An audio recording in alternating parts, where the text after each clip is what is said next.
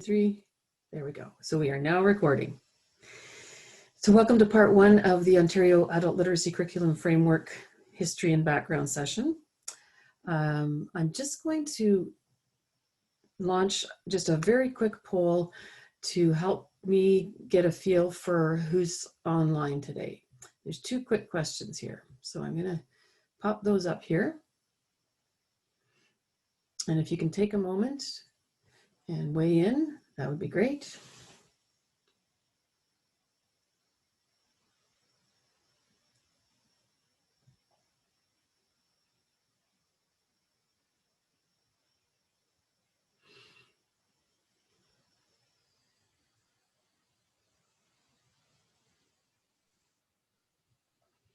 Okay, and so that's question 1.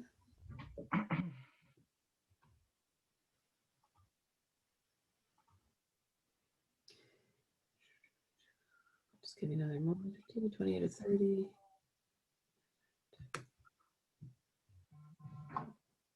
Can somebody tell me if you can see question 2? No. Anything, Barb? Okay. Okay, that's fine. Not to worry. Okay. So I think we'll end that one and I will share the results. So we're looking at lots of people kind of in the mid-range, having what you might consider adequate or minimal knowledge. And I'm assuming that's why you're here today. If you have comprehensive knowledge, that's excellent, wonderful. And you can chime in if you have some things to add at some point. And if you're in the almost non-existent category, that's fine too. I hope by the end of the session, you'll have a little more to go on. So I'm going to stop sharing that one.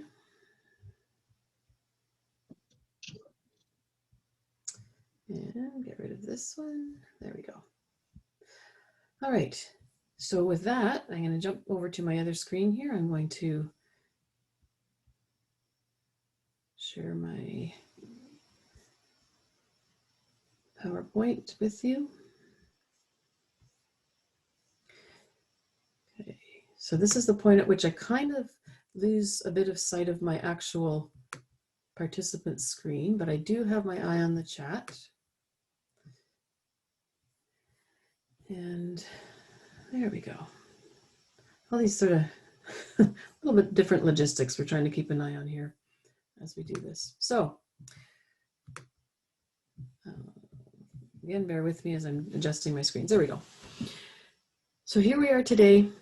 We have 10 or so years of history with the OALCF. And we'll start right back at the beginning today. We're going to look at a bit of history and then look at kind of how we arrived at where we are today with the OALCF. I would like to welcome a guest today, and his name is Matt Parsons. Matt, you can give folks a wave if they can see you, but I'm not sure if you have your camera on. Matt is a colleague that I met recently, and he's the designer and developer of a site called Benji, which is a I'll let Matt describe that in a sec when he chimes in. I'm using today's session both for myself to pilot a few of the Benji features in this workshop, and also to give you a chance to see, some software that you might like to try out or adopt to do some of your own workshops or teaching. So I have to freely admit that that's part of my purpose today too. So Matt's here because I'm not, I'm just becoming familiar with the Benji software. So he's actually going to help us walk through a couple of the activities throughout the session. And then he will probably also join us at the March 10th session. And he will be delivering a session to us about the Benji software on April 27th in our spring session of PD. So that's a little bit of a preview. So with that, if you have your smartphone with you, we're going to do a quick, just a quick starter, a quick demo of this particular feature in my Benji, and also a way to give us a bit of a collective brain to start. So if you want to take your phones and log into app.mybenji.com. Just a real quick note. It's app.mybenji, but with a J. Figured I spelled it wrong. And that's all good. Actually, I'm just going to share my Sure. Actually, if I could share my screen, Barb, we can sort of pop over to the lobby screen where, Sure. I'll unshare. cool. Sorry for the type. All good, all good. Yeah, hi everyone. Great to meet everyone.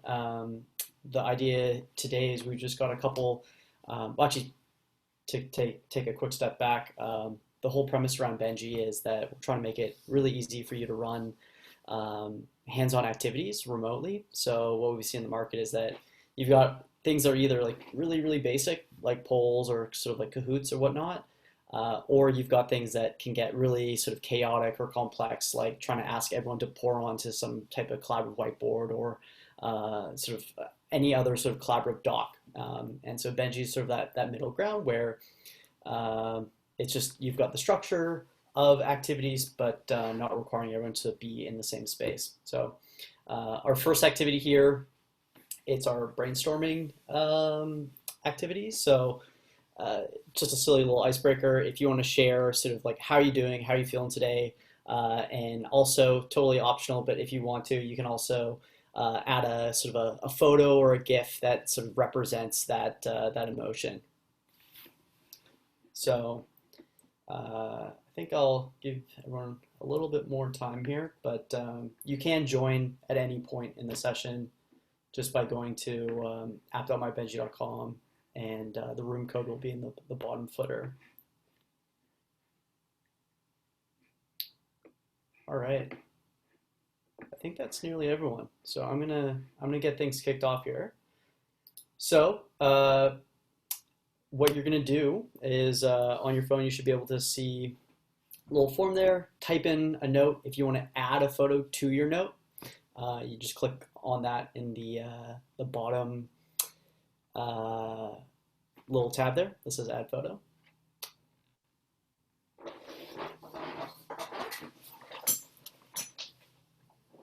Hey, first response. Yay. So for me, as I said, Matt and I created these activities together, but I'm really interested to see how this actually works in a workshop setting. So far so good, Matt. Yeah.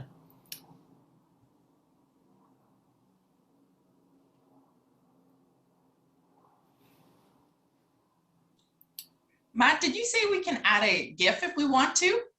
Should be able to accept that, yeah. Hey, nice, Melanie. I see you were on campus yesterday. What's the pooch's name? Ollie. Ollie, what a cutie. Thank you. All right.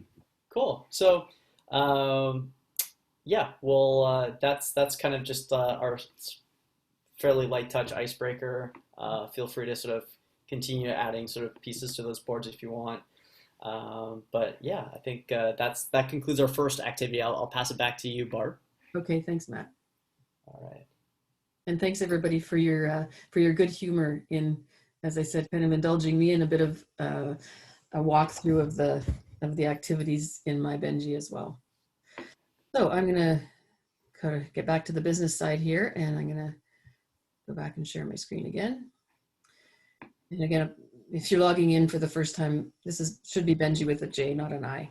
So sorry about that. And there's a little history with the name, but maybe we'll let Matt talk about that in our next session.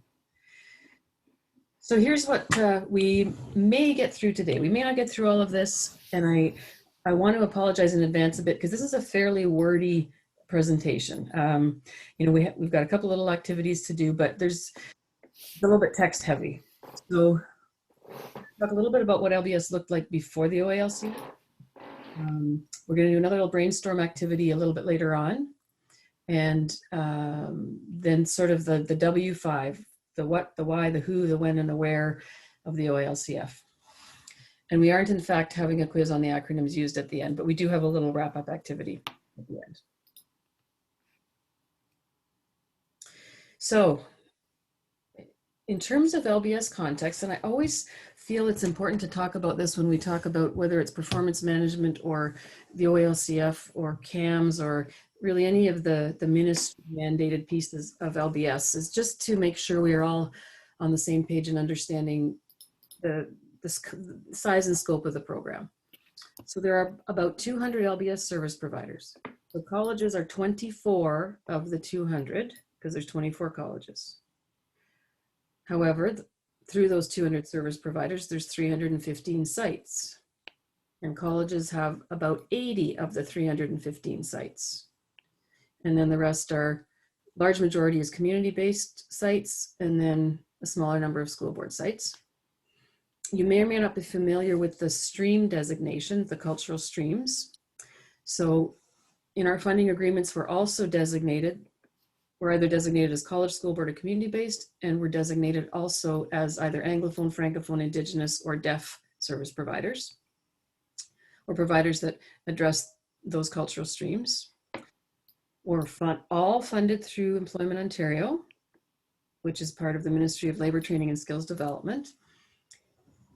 Until a little over a year or so ago, we were funded through the Ministry of Training, Colleges and Universities, the same as the colleges. But the government a year or so, a little more than a year ago now, maybe a year and a half, pulled the T out of MTCU and put it in labor and added skills development. So now we're MLTSD, and our colleges, though, are now within MCU, Ministry of Colleges and Universities. Okay, and I'm just going to pause for 1 second so I can, there we go. Robin, if you don't mind, Robin, I'm going to ask you to keep an eye on the chat because it's a little bit hard for me to see it right now. And Robin, if that's no problem. Thank you so much. So feel free to jump in if there's a question or a comment in the chat that we should address, okay? Oops, there we go. So what did we look like before OALCF? Well, we had, LBS as a program was created in 95, 96. The predecessor program was called OBS, Ontario Basic Skills. So when LBS was created from OBS, and you can already see we're acronym crazy, LBS had 5. Level 1 was very, very low level, you know, truly at the teaching people to read and write level, as we still have many community-based agencies and lower level students being served there who are very high needs in terms of literacy. So we had LBS 1, 2, 3, 4, 5, and then we had this thing tacked on the end called OBS 4, and some of you would remember it. And that's the grade 12 equivalent level. And only colleges were allowed to deliver that grade 12 equivalent level that was called OBS 4. The end, oops, I'm hearing some background noise. Can you just please everybody make sure you're muted? Thanks, I think that did it. So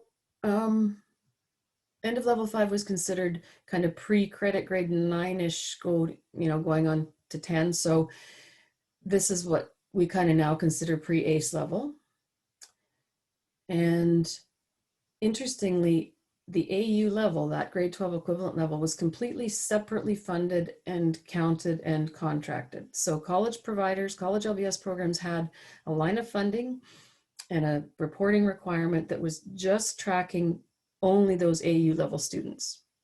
So we had an LBS target for learners served, and we had an AU target for learners served. And we had a pot of funding for LBS and a pot of funding for AU. And everything was reported separately.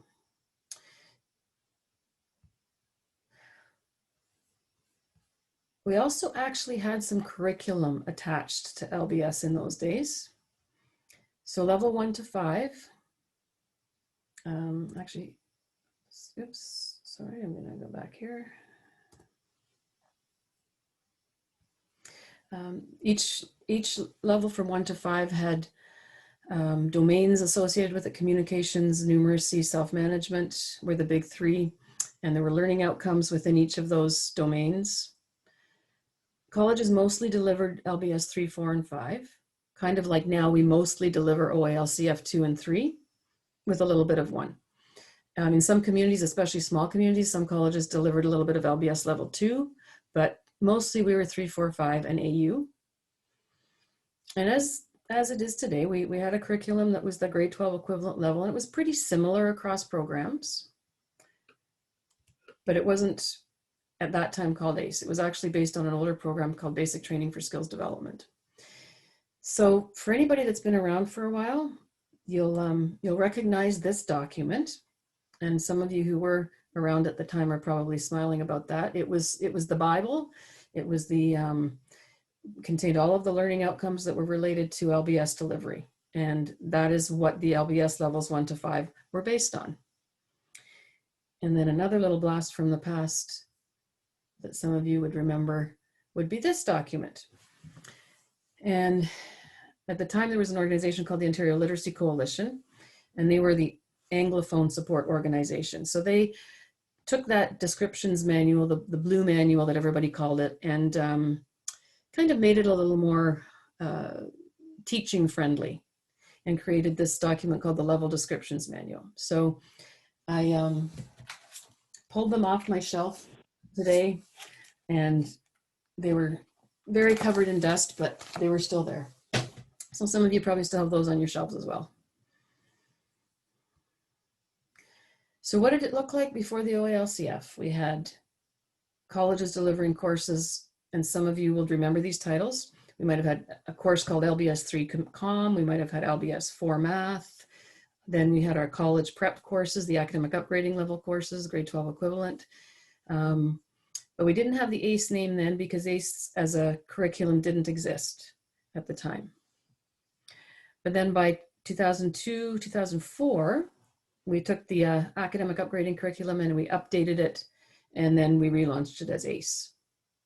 So that's kind of how we evolved from that OBS 4 academic upgrading title into the ACE title.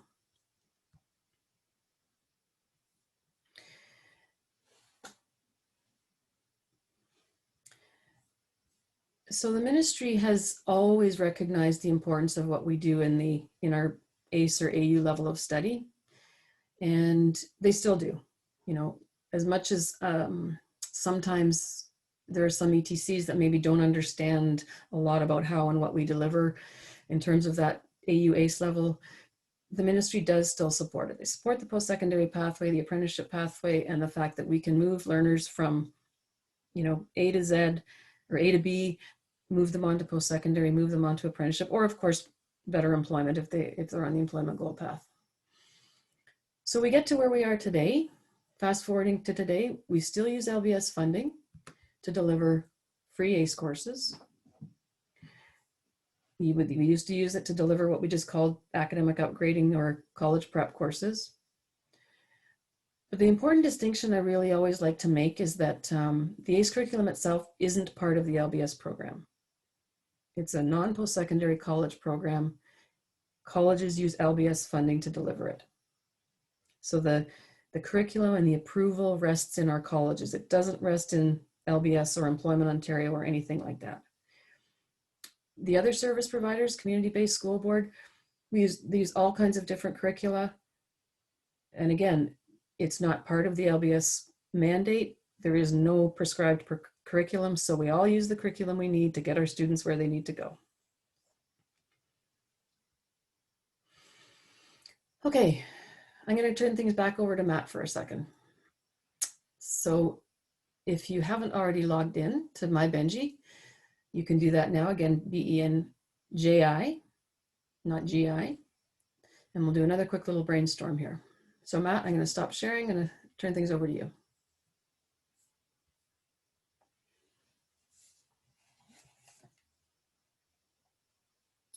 All right, so everyone can see my screen okay? Yep, we've got the last brainstorm up there. Okay, cool. So we're just going to move on to the next one here.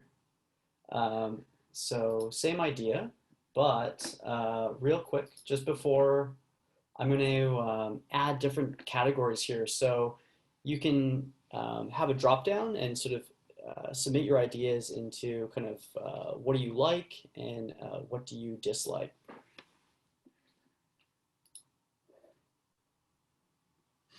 And if you have any questions about the phone app, just unmute and chime in, and Matt will answer your question about using the phone app.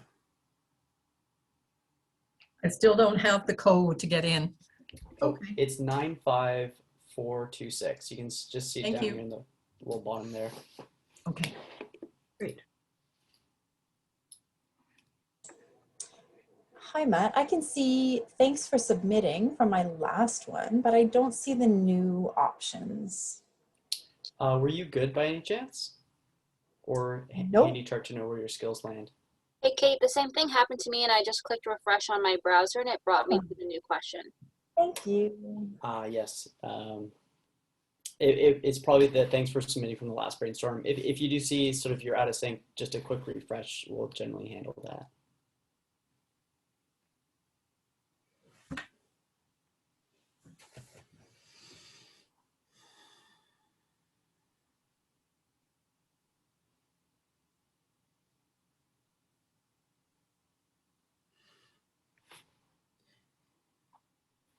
We're just watching a few answers come in.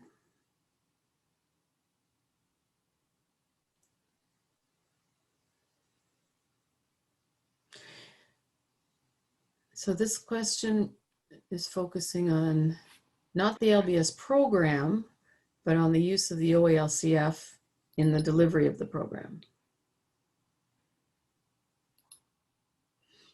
Okay. And so hopefully if you're looking at your screen as well for the presentation, you can see some of these answers coming in.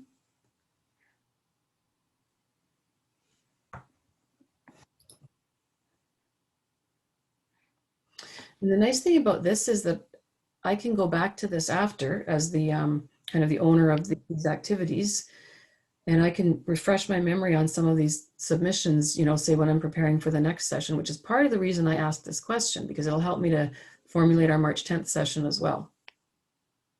So we have some comments here. Levels 1, 2, and 3 can be confusing, not always relevant to the ACE curriculum, that's for sure. Doesn't always reflect the learning that students are participating in. Explaining the levels can be challenging. Again, another comment about it can be hard to align with ACE, can be confusing.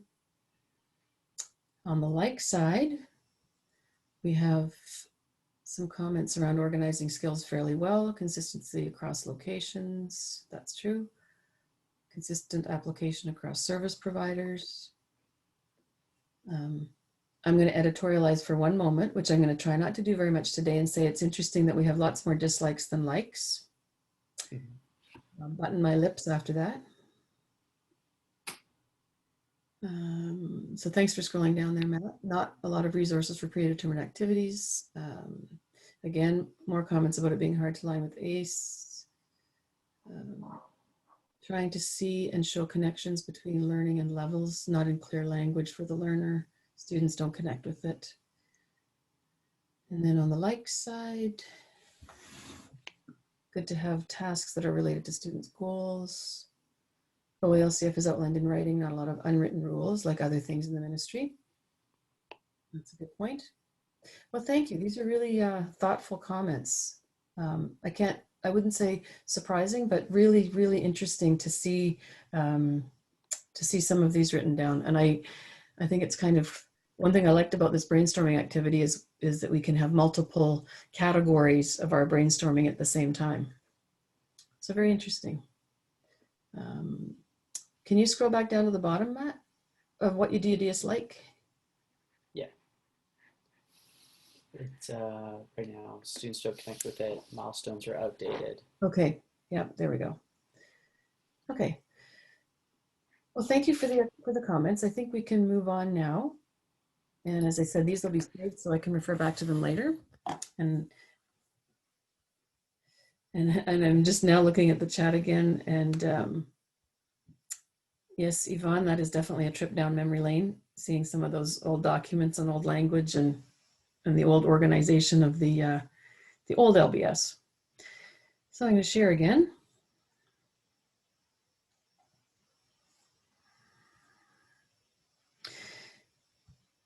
So let's kind of get into the first of the W's here. What is the OALCF? I can't tell you how important over the years I have found it to state the very first bullet, that it is a curriculum framework, a high level, you know, kind of assessment competency framework, but it is not a curriculum. And when the OALCF was implemented back in 2011-12, because the word curriculum was in the title, many service providers thought they basically had to throw out all of that LBS curriculum that they had and start all over again. So there was a bit of a panic, actually. And I don't think I'm overstating it. And some of you would have remembered that somewhat visceral response that was out there at the time. And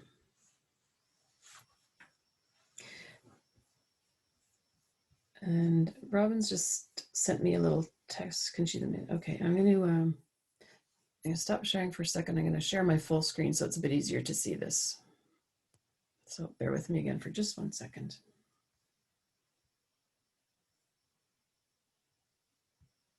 I shared there, that's what I wanted to share. Sorry about that. So it is not a curriculum. It doesn't have content in it. It doesn't have learning outcomes. It has 6 general competencies: find and use information, communicate ideas and information, understand and use numbers, use digital skills, engage with others, and manage learning. And we'll look at those in more detail in session 2 in the follow-up. There's 3 levels of complexity in most of the competencies. Every competency has task groups within it. So little groupings of tasks that might be associated with that particular competency. Pardon me. And then indicators of performance at the different levels and within the task groups of what learners or individuals would be able to do if they're, in theory, performing at that level. So I said the bullet at the top was my first most important thing that I feel is instrumental in understanding the OALCF. And the one at the bottom is probably the other one. You can take any curriculum and map it back to the OALCF to a greater or lesser degree. So some of the comments in the brainstorming about the ACE curriculum being a little bit difficult to correlate with the OALCF, well, that's true because it is not the be all and end all. It is a curriculum framework. There are some curricula that could be mapped very readily to the OALCF and others less so. So that right off the bat created some challenges for colleges in terms of that AU grade 12 equivalent ACE level. But we've managed to work with it over the years. And again, still keeping an eye on the chat here. So we're on to the why. So why did the ministry feel the need to move from that LBS 1 to 5 and AU format into the OALCF format? And just checking the time here, 3:33, so we're pretty good for time. These are very plain language reasons. They're not necessarily the exact wording that you would find in some of the ministry documents, but to speak as plainly as possible, one big reason was to align the LBS program more closely with the federal Human Resources Development Canada Essential Skills Framework. And some of you might be aware that the Essential Skills Framework has 9 essential skills, and it's dubbed as the skills needed for life, learning, or work. And so in that spirit, the ministry wanted to align LBS a little more closely with that Canada-wide federal essential skills framework. They also wanted to move away from the learning outcomes curriculum business into a competency and task-based approach. So we talked a minute ago about the competencies and the task groups within them. So that was a very deliberate piece of this move, and to get it sort of getting away from the outcomes and moving to competency-based delivery or approach.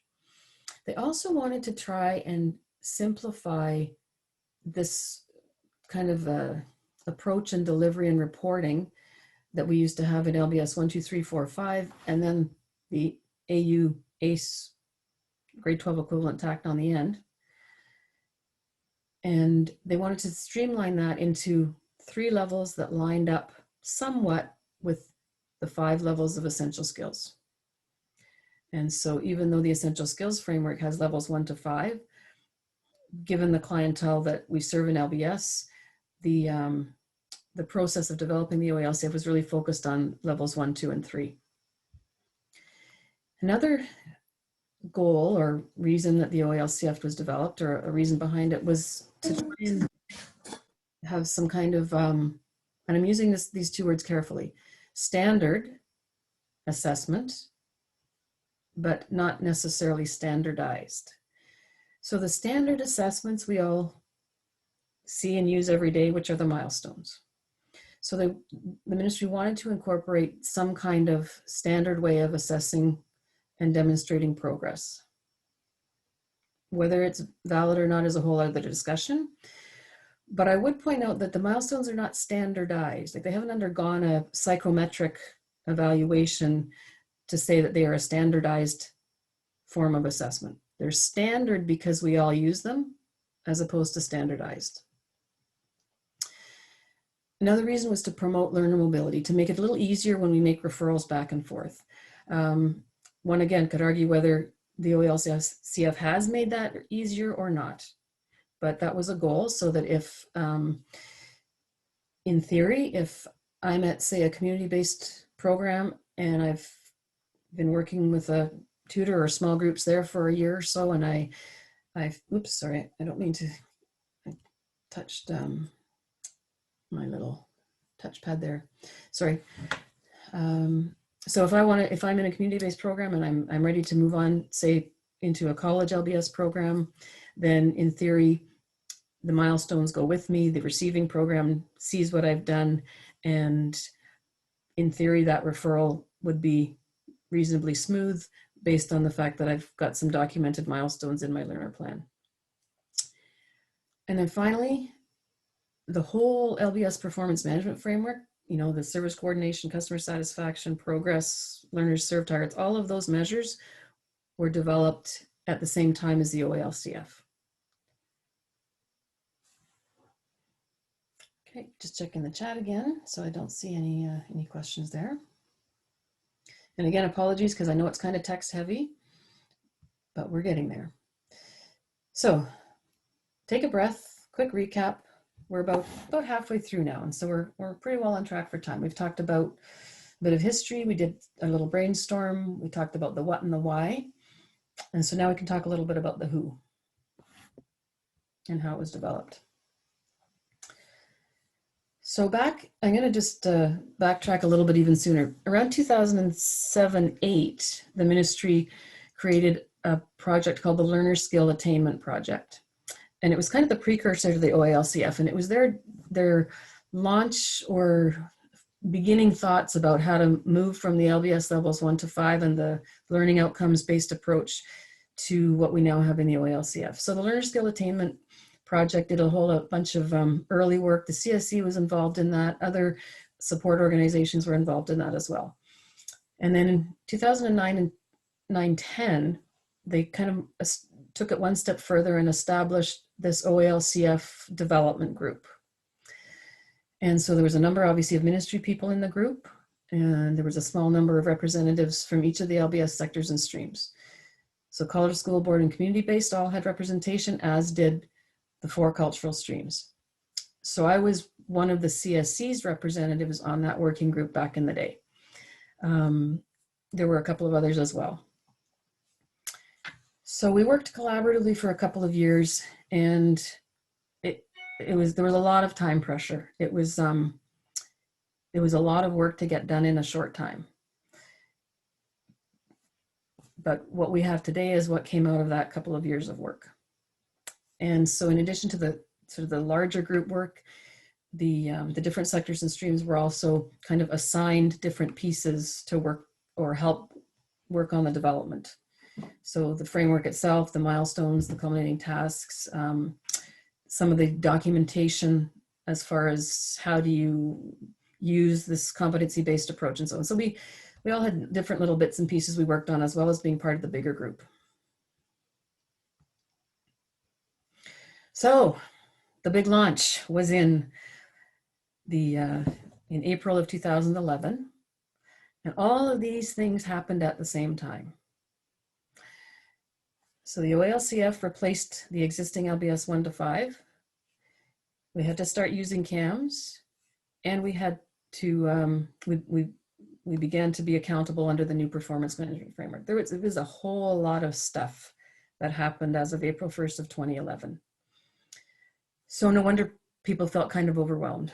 Did somebody want to say something there? Okay. It was a really big wow. And it was a big, big shift.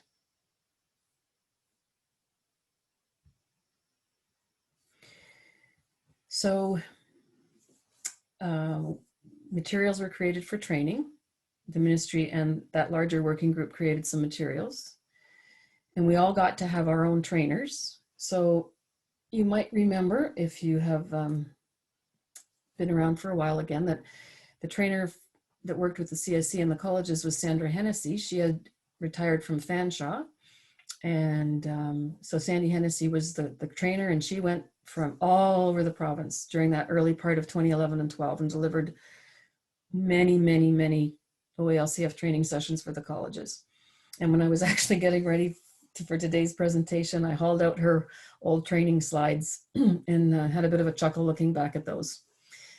So that is the same Sandy Hennessy that now manages our skills marker essential skills tools.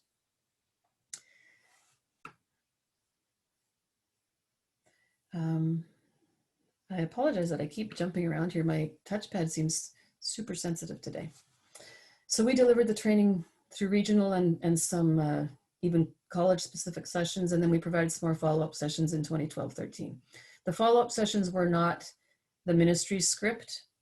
It was what the CSC developed to try and sort out some of the questions and challenges that resulted from that, sort of from that triple whammy. And so we developed some other training that went alongside it. So now we're at the where. All the original documentation is still available. Virtually none of it has been updated, but it's still there, and there are many, many different documents related to the OALCF. One thing that was updated, actually two things were updated. One was some of the milestones. And you know that when you go on the milestone portal, some of the milestones have an A after the number, like milestone 26A or 32A. So the A's were ones that were added later that were more useful or applicable to being delivered verbally with lower level learners, and also a little more friendly with American Sign Language for the deaf stream. So that was one change that was made from the original documentation. The other was that originally there were 6 culminating tasks, and then later another 12 were added to give us our current total of 18. But the actual documentation itself is still pretty much the same. So if you haven't been on the EOPG site, and in many cases you would not have any reason to be, you can go on there, eopg.ca, and you can click on Programs and Services, and then you'll see a link to LBS. And I'm just going to stop sharing that for a second. And I'm going to actually take you there just for a few minutes. I wasn't sure if we'd have time to actually look at the site, but we have a few minutes, so I'm going to do that. So again, just bear with me for 1 second.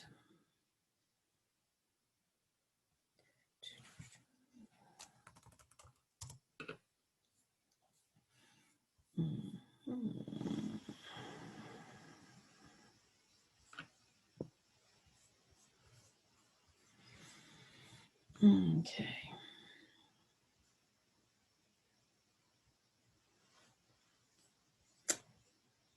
Okay, so I'm actually now on the website, and I see Jessica's got a question in the chat. I've wondered if access to the OALCF portal is reserved for managers and limited to one individual within each site's program.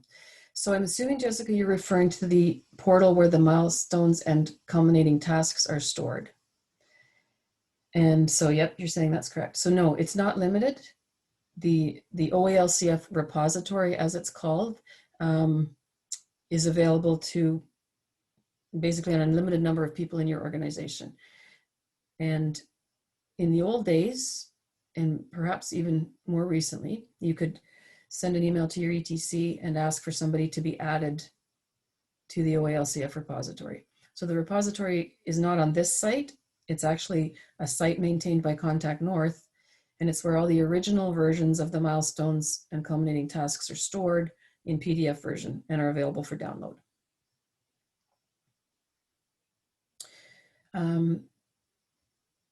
In the past, in terms of signing up to get access, it had to be granted through your ETC.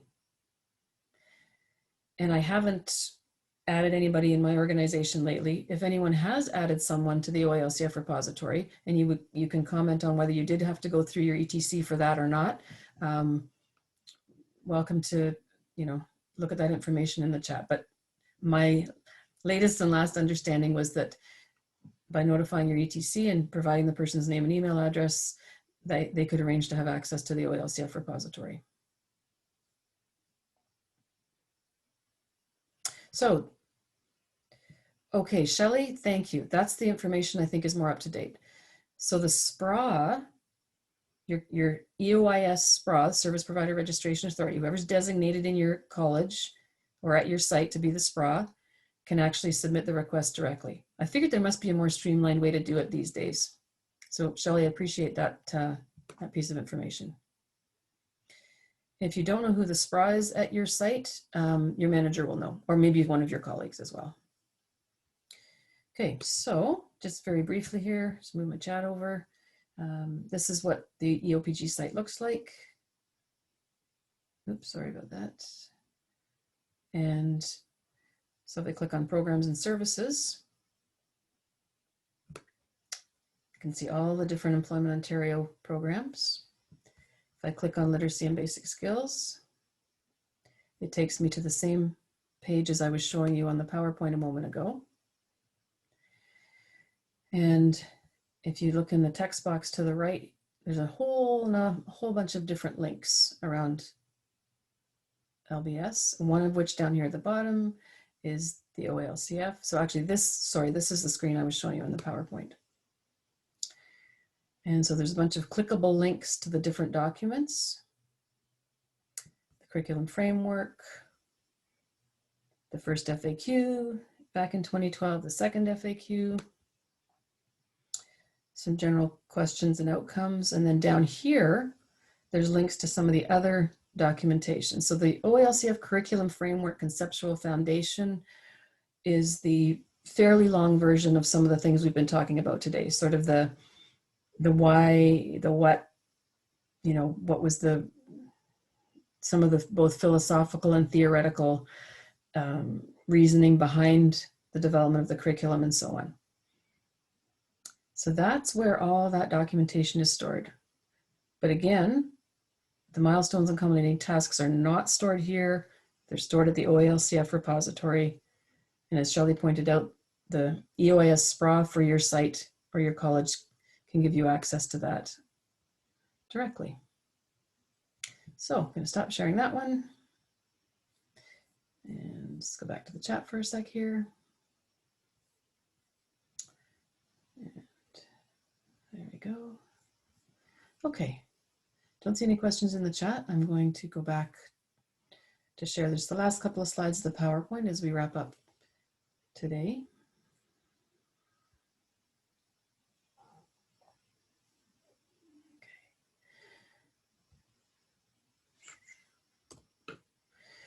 So we are pretty much through all of the subtopics that I was hoping to cover today. Again, wasn't sure how long it would take.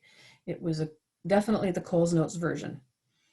And where we can pick up next time is looking more specifically at some of the documents, like the task groups, the competencies, the levels, how we can, how we have done some mapping to it, a little bit of discussion, certainly around how the performance management piece links to the OALCF. Because I keep hearkening back to the WOW slide, because all of these three are intimately joined, as most of you know. So it's hard to talk about one without the other.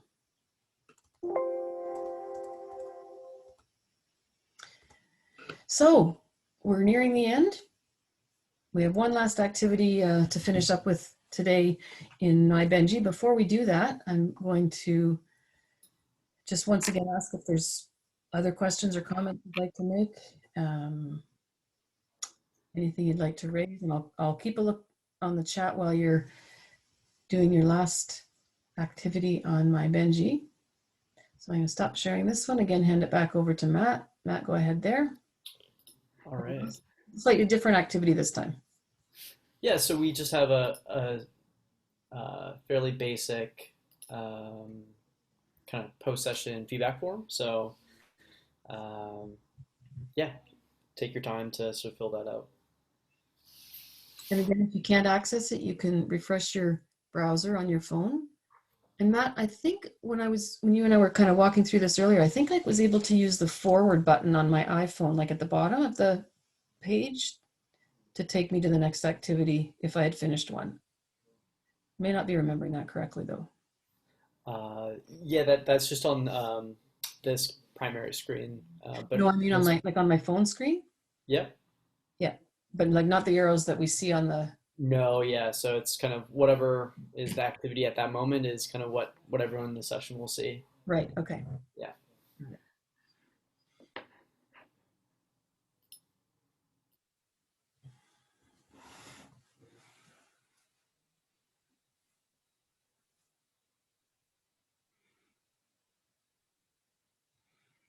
And again, if for any reason you weren't on before, you can use the room code at the bottom right of the screen that you see now. And it's app.mybenji with a j.com.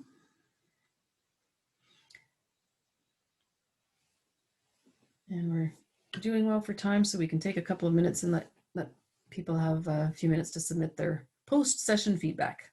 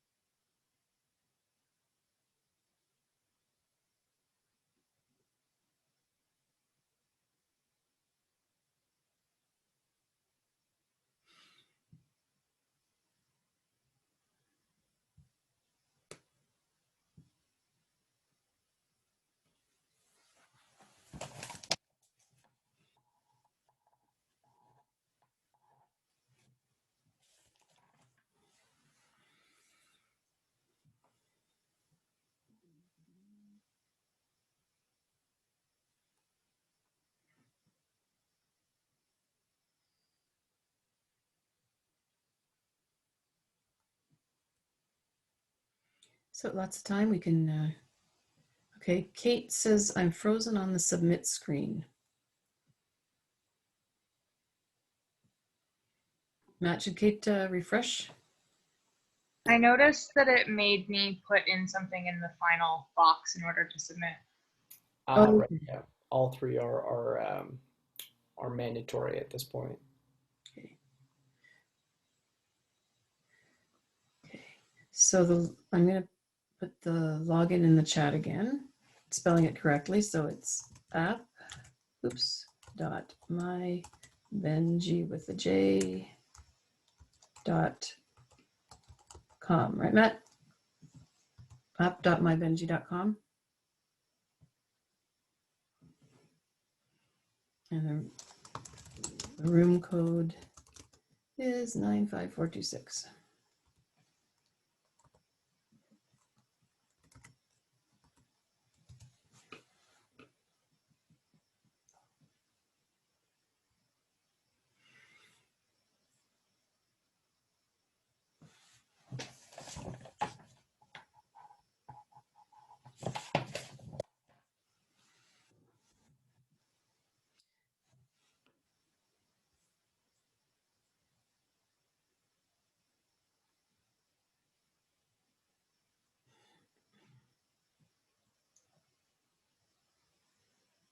Oh, interesting. So Emily says in the chat, Matt, for some reason I was only able to access the app once.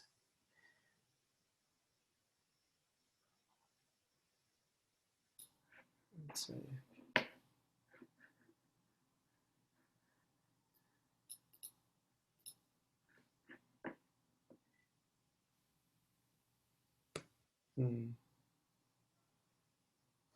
Okay, Kate says I accidentally closed it and had to sign in under, oh, I had to sign in under a different name. Okay. Right. I actually did that in my practice earlier, Kate.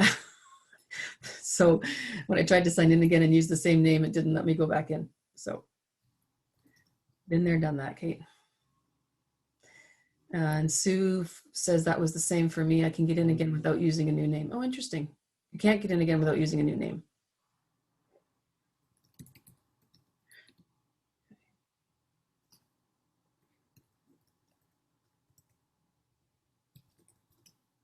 Okay, not to worry. Again, this is a bit of an experiment today to see some of the different ways of working with the app. So I appreciate your being willing to try it and do a bit of troubleshooting around it with us today. Should there be a confirmation of submission? Mm-hmm. He's asking that. So I think that's true. Yes. You should see a screen that says submitted with a check mark, I believe, Matt. That's correct? It will look like a party popper Oh, saying thanks for submission. So Steve, yes, you should see a confirmation pop up.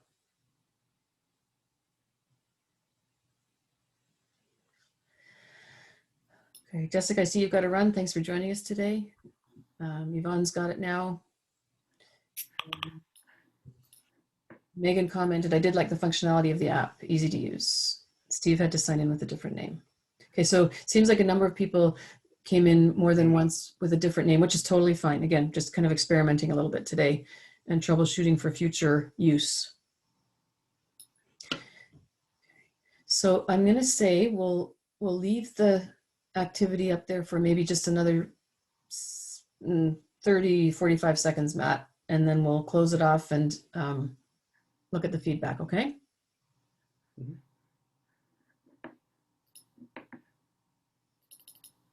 We're counting down.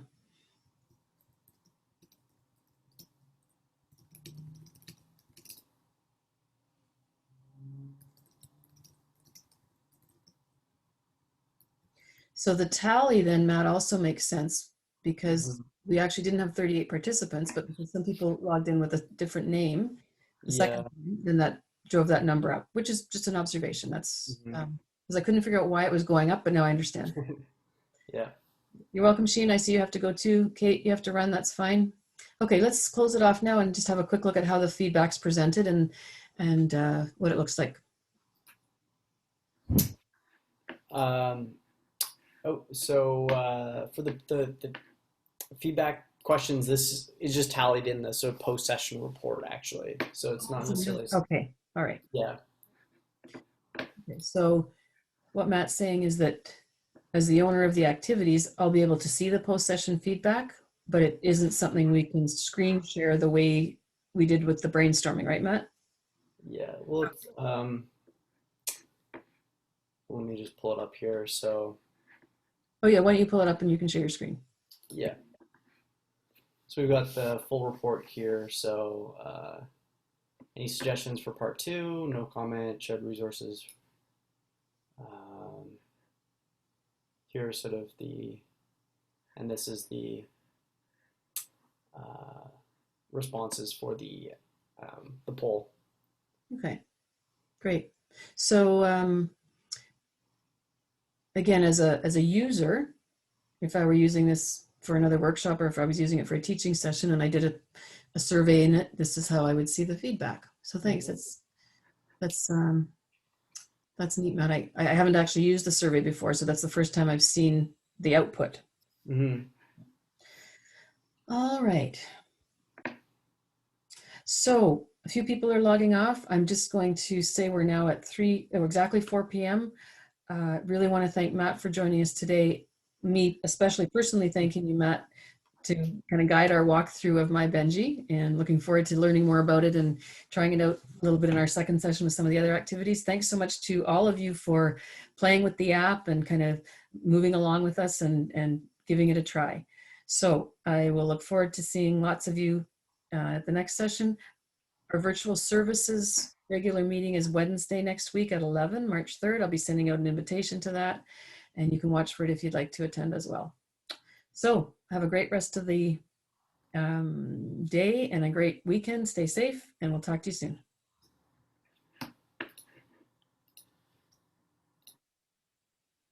Matt, you can feel free to stay on for a minute if you want. Oh, I think he's gone.